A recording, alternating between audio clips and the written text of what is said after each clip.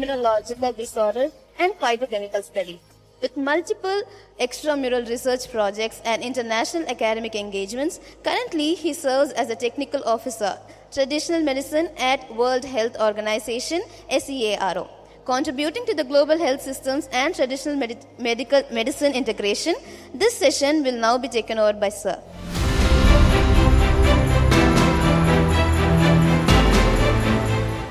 Thanks a lot, Lakshana, for your kind introduction.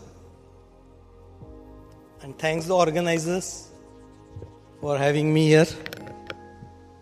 It is a post-lunch session. So I presume only Bala will be staying awake.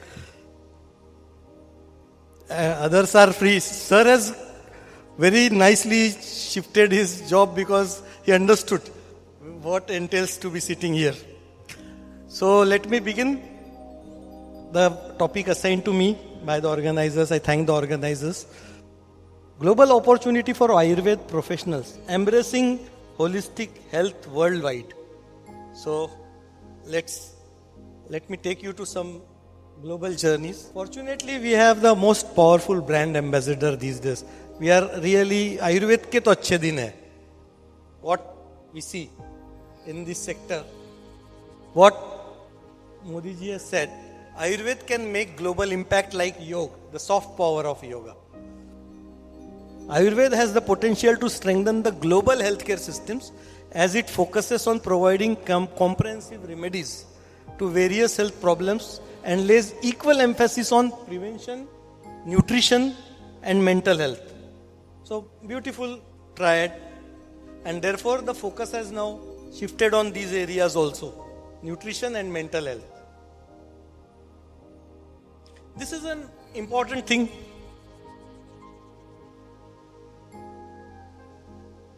Just stand this. Yes.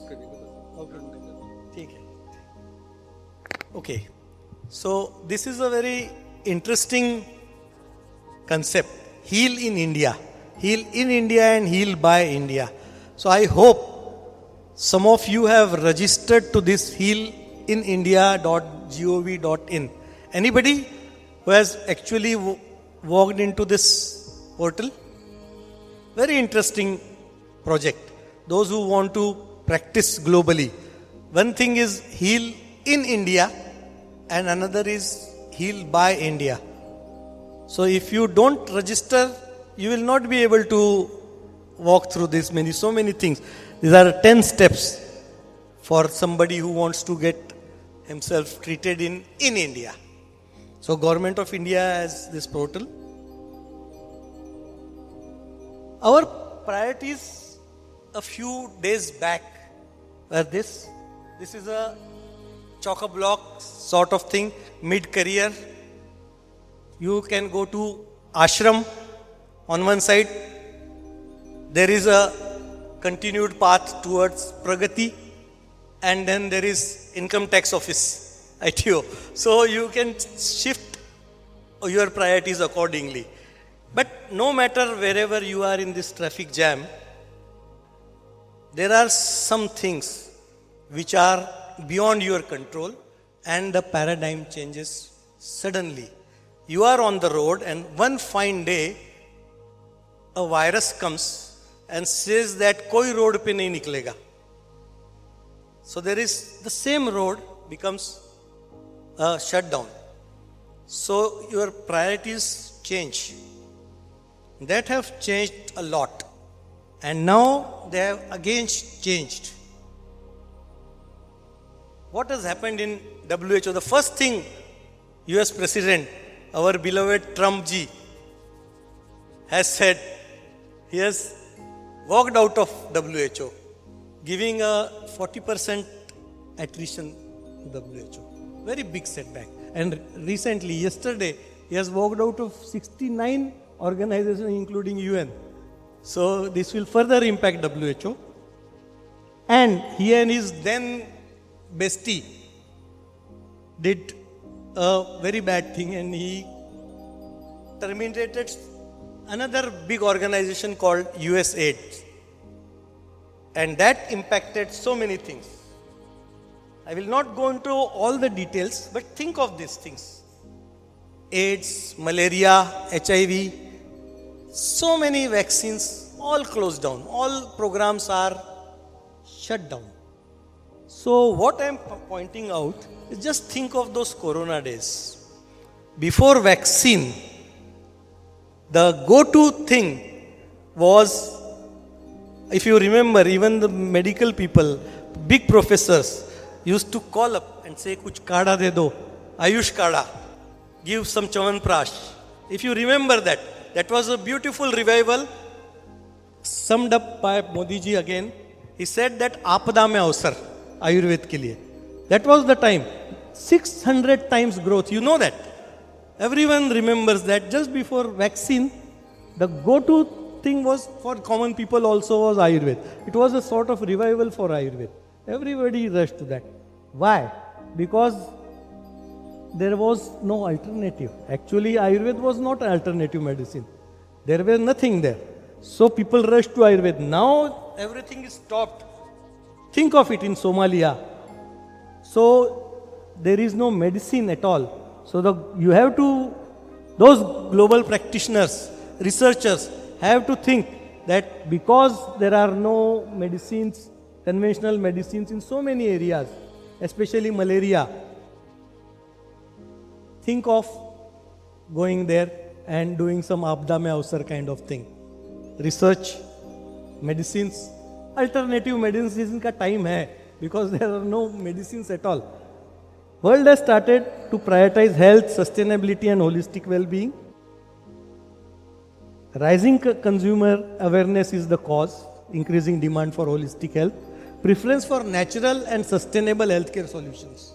So preventive, curative and Trumponomics have said to alternative approaches, as I said, because the vaccines have stopped, the conventional medicines are stopped. This is another very important global context for traditional medicine impact. Billions of people, indigenous people, UHC, scientific and medicinal technology frontiers. Bala Pesla is here from the technology. Then trillion dollar industries. Another your partner in Ayush, Baldwaji. So unicorn. One Health, very important concept. One of the important programs, themes of this conference also.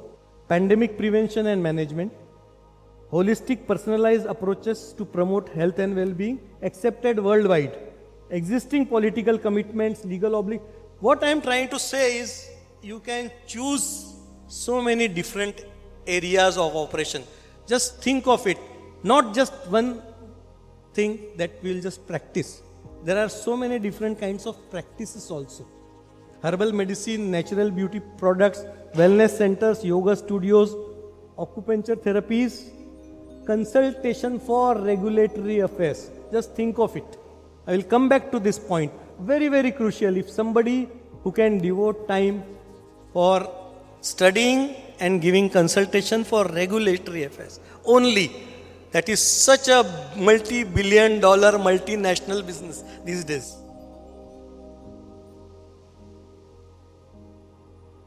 This is a very historic scene of WHO Global Center for Traditional Medicine in Jamnagar. The foundation stone laying, where he called famously Tulsi Bhai. So this center, one of the most beautiful buildings. So this kind of commitment is there. So this is highest level of commitments are going there. People, many people who I see here sitting in front of me, Ashwini ji, Bala, so many people have joined us in the WHO Global Summit, which finished last month. Not even one full month has gone by. Big commitments are there. So these are the work streams. So please think of it. I can go on and speak lot of things on all these 12 work streams, global work streams. You can position in any one of them and work a lot and go somewhere in Dubai or Europe or anywhere. Everywhere Ayurveda is being welcomed. But not not as it is in India. So you need to have that kind of slight edge, slight insight, and prepare yourself for that particular edge which will take you there. If anyone wants to have some details on this, please ask me the questions later on. We'll try to finish this off first and then come back to this. So many different aspects to traditional medicine. I'm not just talking of Ayurveda, full traditional medicine spectrum. So experts from 40 countries across all 6 WHO regions. I'm focusing from WHO perspective also. Policy makers, researchers, practitioners, community organizations and WHO staff came together in New Delhi. Interesting concept called prioritizing collaborations. Those collaborations have now come to some fruition also. Then regional stakeholder meeting in Bangkok on traditional medicine research priority setting. What I want to highlight here for the students, one of the target audience for me, is just think of it.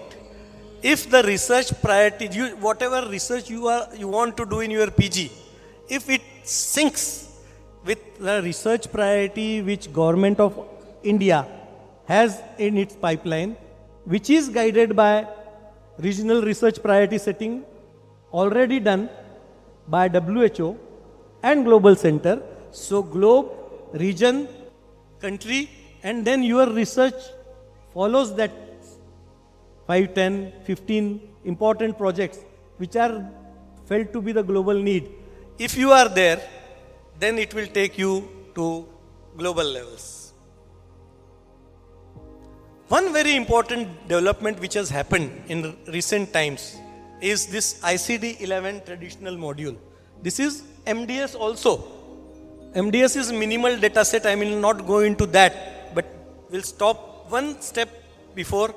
International Classification of Diseases now has the chapter 26, which has 2 modules. Module 1 for Chinese, Japanese and Korean medicine, and module 2 is accepted and rolled out. It is Ayurveda, Siddha and Unani. 26th chapter, already international classification is there. So what I want to highlight again here is start using those terminologies, those morbidity codes, which is already there. So, and those codes in your projects, your research projects, your thesis writing, your article writing. So that brings it up to global standards. Another very important thing which has happened in India, the area which you should focus on is artificial intelligence for traditional medicine. The policy paper is already out. You can go and download from Ministry of Ayush site.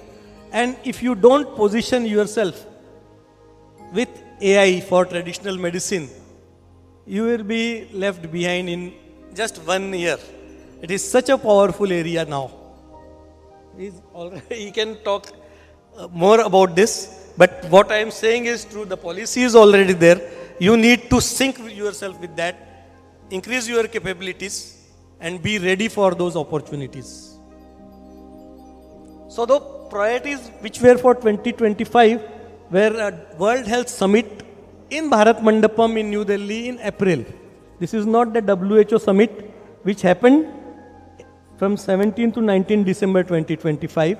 And very, very important thing which will guide the traditional medicine sector for next 10 years. It is the global strategy for traditional medicine. It is, the main headline is WHO Global Strategy for Traditional Medicine. The tagline says traditional, complementary and integrative medicine. So another very important word, another important area is that integrative thing. So please be ready for that also. This is some idea of the global market, Ayurveda market, from 8 billion to 32.8 billion. This is which CAGR of 15.68. Foreign delegate, there is a conference called World Ayurveda Congress which has got 10 iterations till now. So in 2002 in Kochi, 168 delegates from 22 countries to 58 countries, 352 delegates. That is the interest in Ayurveda from global level. The delegates and the countries are more than doubled. So career opportunities, when I was a student, I was sitting there, only clinical practice, becoming an Ayurvedic physician was the only option. And I have put a question mark in that, what kind of Ayurvedic physician? So you need to picture that, where you want to put yourself 5 years from now. Research, Ayurveda researcher, Ayurveda educator, wellness tourism is there, consultant, therapist, resort manager, so many different aspects. Nutrition, so big people from nutrition is there. As Modi ji also highlighted nutrition. So think of it, a very, very big area. Then translational services and pharmaceutical sector is an entirely different sunrise sector. Translation is very important. So just one important question for you. Think of this. When I was thinking that I am becoming a doctor. Now there are startups and so many different things, medical writing, sales, policy, education, outreach, so many different things, biotech. So where do you want to position yourself? I just want to ask one simple question and I want an answer from you, for insightful answer. If you want to practice from one state in India to different state, suppose you want to go from Chennai to Kerala, is it possible? From Rajasthan to Kerala, I want to go and practice in Kerala, Ayurveda practice. Because Kerala is God's own country and lots of Ayurveda practice is already accepted there. So, can I go and start my practice there? What are the main hurdles which will prevent me from going there and starting the practice? Can you tell me? Just think of it and give me one or two hurdles. Because these will come in your way. Think of it. What are those things? And if you outgrow, you conquer those hurdles, then only you can go and practice there. Anywhere else. In India itself, it is difficult from one state to go and practice in another state. Language, culture, so many legal aspects. Health is a state subject also, a concurrent subject. So there are different rules. In Maharashtra, you can practice to a greater extent. Allopathy drugs you can prescribe, if I am not wrong. In Maharashtra, not in all states. Many states it is absolutely prohibited. So if your practice is that kind of integration, then you cannot go and practice in other states. So just translate these kind of regulatory things, cultural things, language barrier into global picture, a bigger picture. So you need to have that kind of competency. So start right now. At least one thing you can do, a take home message for youngsters is that learn at least one foreign language in your course of study. Any one language. Spanish, Russian, and the world opens for you. As I said, translational services. Just translating a simple introduction to Ayurveda book in a particular language can open big windows for you. Prashant ji is nodding. He goes to so many different countries. The practice of Ayurveda varies in each country according to the regulations. So, where I am sitting, I have the most important need which I regularly feel from traditional medicine sector is the compilation of regulations. If somebody can provide me that, Google doesn't do that. That is one of the most important gap which is there, to have regulations of countries at your fingertips. How can you practice in USA? What sort of twists and turns? Different states of USA, like India. USA is also state-based, federal country. So different states, different laws, you cannot go and practice there as it is. So you have to do some different kinds of what we call, take a degree in physiotherapy. and then practice Ayurveda as food supplement. So in USA, different kind of practice. In Switzerland, very different kind of practice. In Nepal, Sri Lanka, different kinds of practice.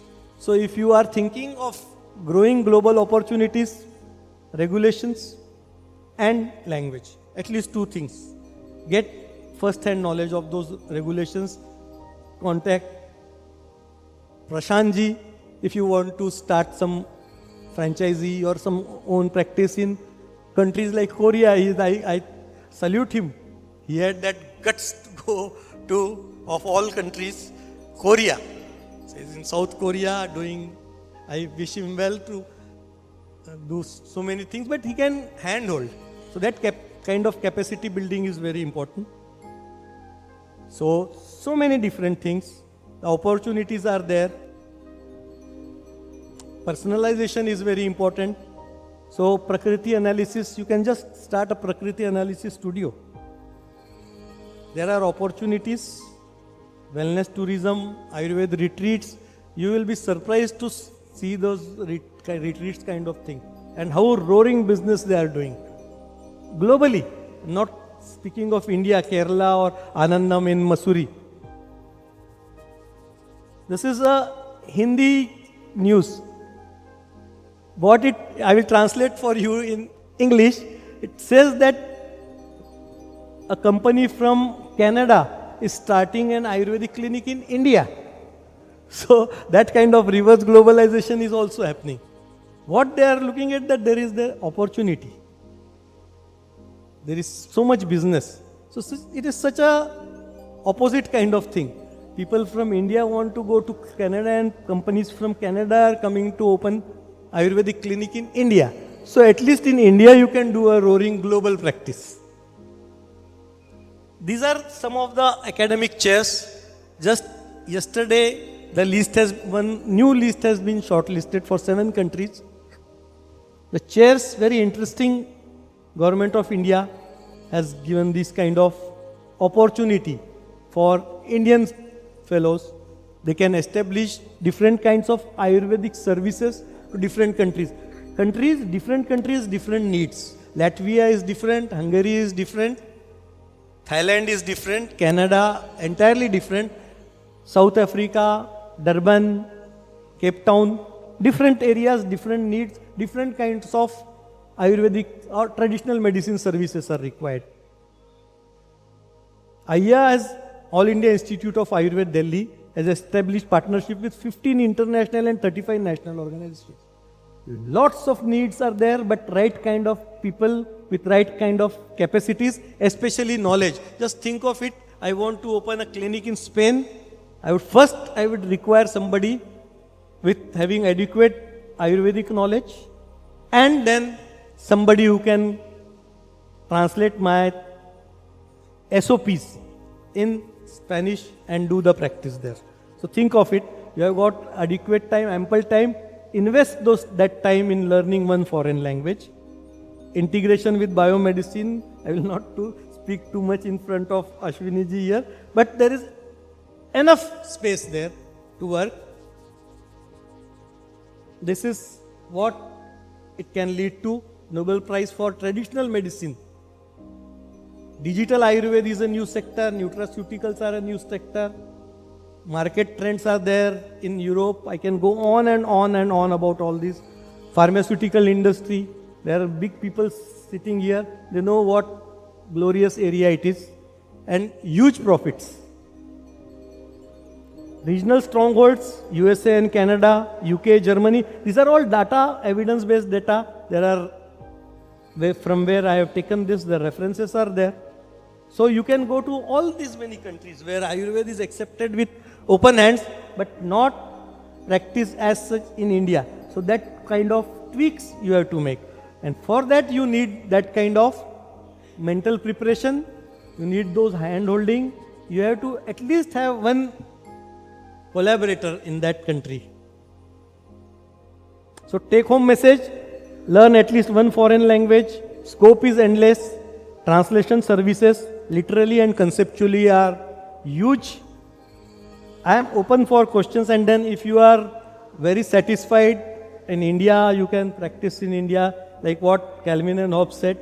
If you could wish for anything, what would it be? A big sunny field to be in, a stupid field. You have got that now. Think big, riches, power, pretend you could have anything. And still he is very happy. If you are happy, basically the point is, happiness is the most important index, happiness index. So you can go anywhere and still be Dil Hai Hindustani. Thank you very much. I am open for any questions. I have left so many gaps, so many pointers. So I would be happy if some youngsters do ask questions. If not, then it's okay. I know that already there are people who are global sitting in front of me. They don't need these kind of talks. Thank you very much.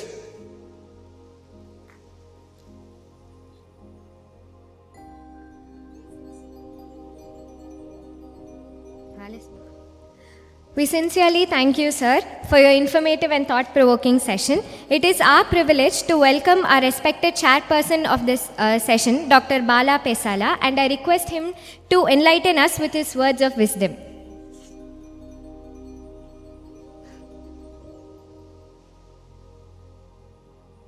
Thank you. Thanks for the introduction. Can you put on the slides, please? Okay. Thank you.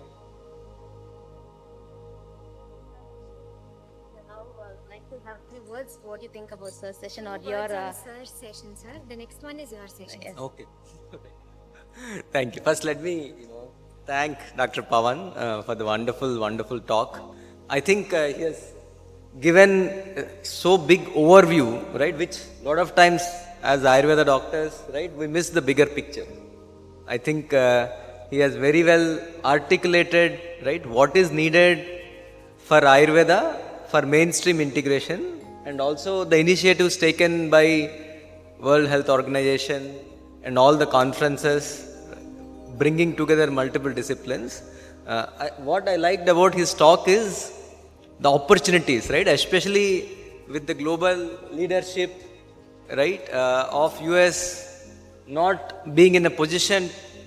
I think there is a good opportunity for Indian medical systems, traditional systems in the world to fill that gap, especially related to identifying diseases, disorders where conventional approach doesn't work. And he has given a lot of opportunities, not just in traditional medicine system, what Ayurveda can do, right, to fill these gaps. And I would like to thank him for the wonderful overview. And please, students, you should interact with him. You will not, he's very well known in the field, and you will not get this opportunity to interact with such esteemed people who have a lot of expertise, right? So please do interact, and we should announce next time prizes for good questions. Then more youngsters will come forward. Yeah. Thank you so much. Yes.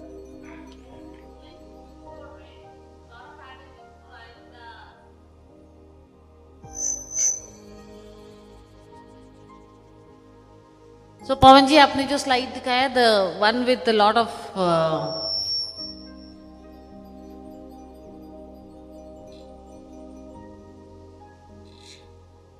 so maybe students can take a picture of that slide and start thinking. So that end of the presentation is shifted. So I would request them to go to that presentation. Yeah.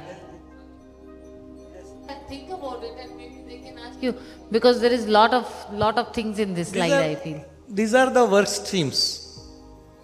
Huge work is going on in each of them. Not just practice. This is beyond practice.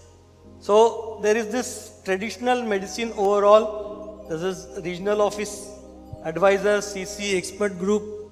Just now, despite Trump going back, there are a few vacancies, very rare. But WHO has asked for junior professionals.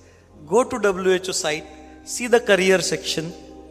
You can be a junior professional in WHO.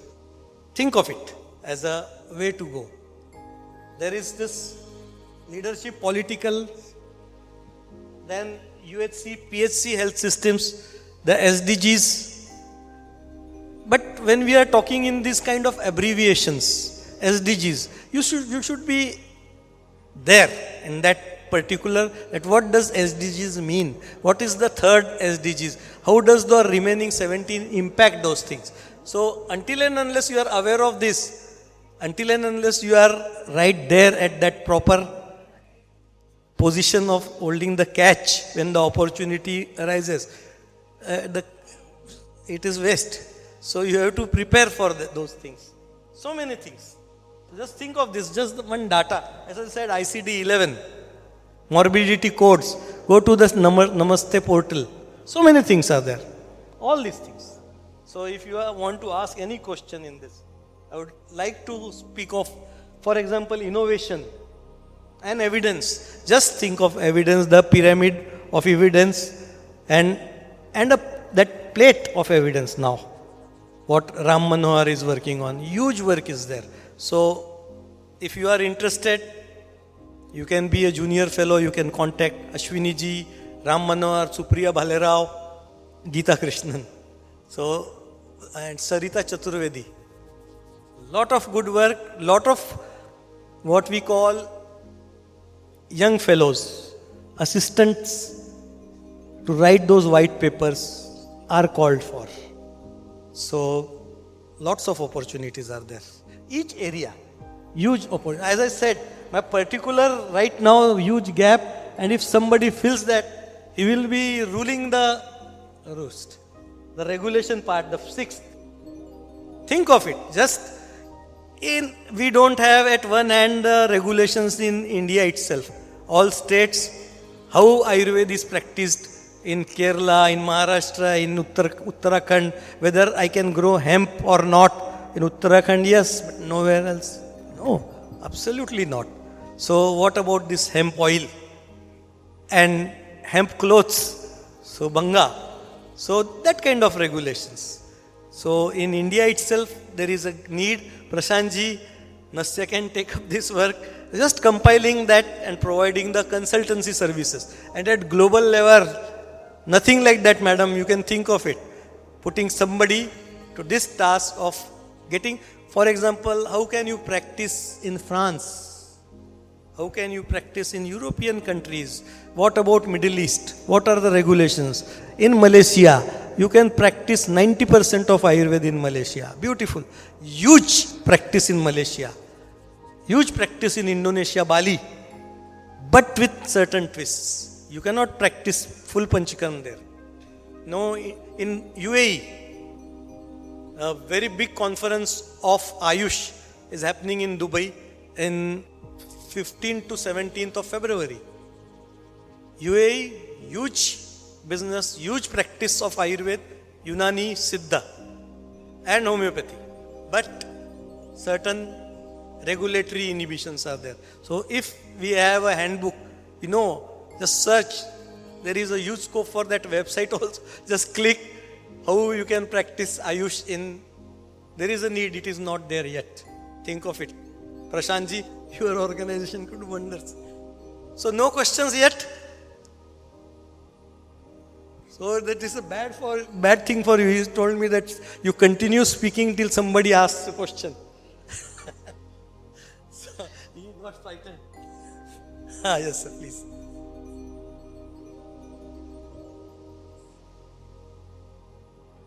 Hello. So what I saw in your presentation is that most of the countries allow the use of Ayurvedic medicines or import Ayurvedic medicines.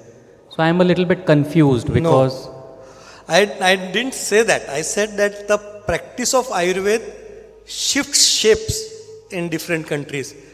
Especially medicines are not allowed. So Ayurvedic medicine import is allowed in any country? That's what I'm saying. It depends what form it takes. For example, in USA, Ayurvedic medicine is not allowed. In USA, Ayurvedic food supplements are allowed. So the practice of Ayurveda, as far as I know, in USA is through food supplement route. That is regulated by FSSAI. Yes. So FSSI in very recent times have brought out 2 gazettes. If you check those, one gazette is very interesting. That was an older one. It has clubbed so many Ayurvedic drugs into as food. They have classified them as food. Very debatable, very arguable, but interesting step, debatable step. For example, drugs like bhallatak is classified as a food in that FSSI Gazette notification. A recent FSSI notification is more interesting and very good, a very progressive step. They have given the recipes for food. Proper Ayurvedic food are now classified. So direct food can be manufactured and sold as a food supplement directly. Fortified food and so many different things are there. But Ayurvedic recipes. Thank you. But medicines, very dangerous area to go. Not allowed yet. Not allowed in all countries. Many countries are there. Many big manufacturers, globally, global sales are sort of FMCGs. If you go into details, manufactured in Dubai, sold all over Europe, I am not taking names. Their manufacturing hubs are in Dubai. They sell all over Europe. Name is Ayurveda is there somewhere in that particular what we call a formula, but it is a hair oil. So Ayurvedic hair oil.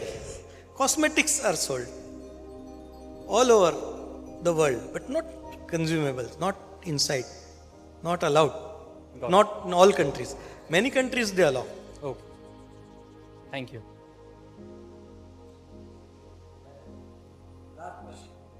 The last question. Being a co-chair, I am asking a question. He was mentioning about chair in different countries. I have an experience from 2013 September till 2018. We've been trying to get a chair in Singapore and Malaysia. But still we not got the thanks. I want him to explain us how to get a chair position in these 2 countries. Okay, Singapore is another very tricky area. Singapore has got a massive Ayurvedic practitioner base. But still it is not recognized.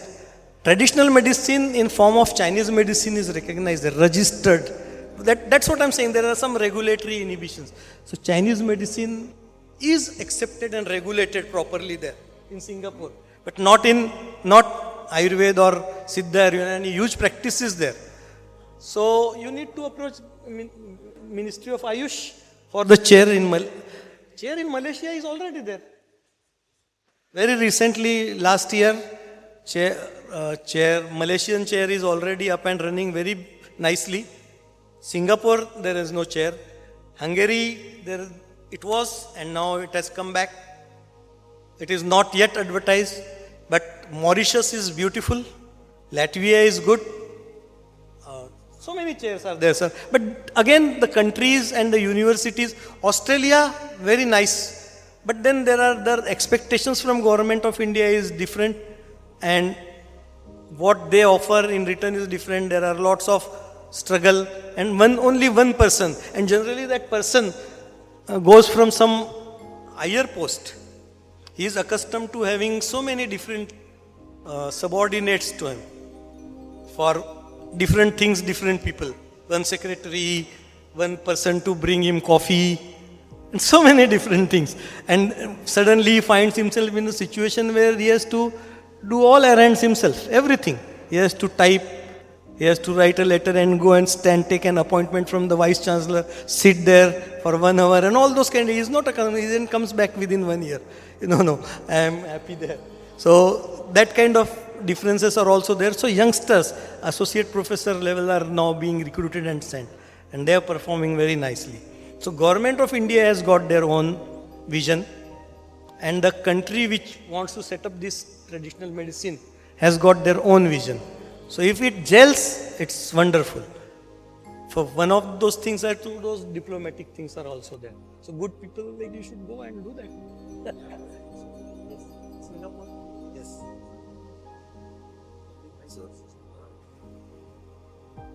Thank you, sir. Thanks, sir. To express our heartfelt gratitude for such a wonderful session, I cordially invite Dr. Vivaswanji from Viva to kindly felicitate our speaker, Dr. Pawan Kumar, and present the certificate and memento.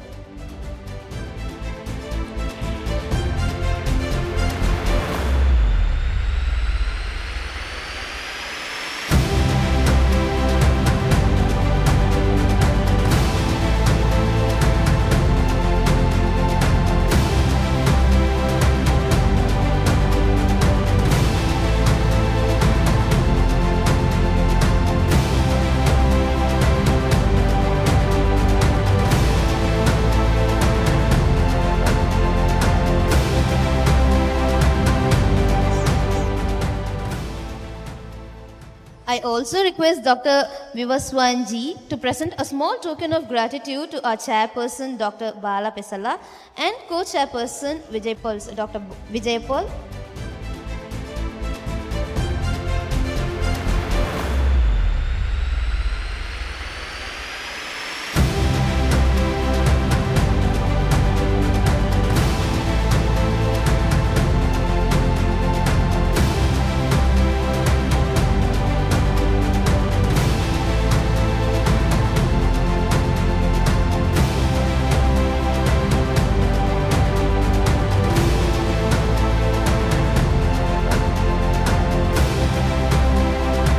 This, our first scientific session has come to an end. On behalf of the organizing committee, we extend our sincere gratitude to Dr. Pawan Kumar, Dr. Bala Pesala, Dr. Vijay Paul and Dr. Vivaswanji for their time and presence.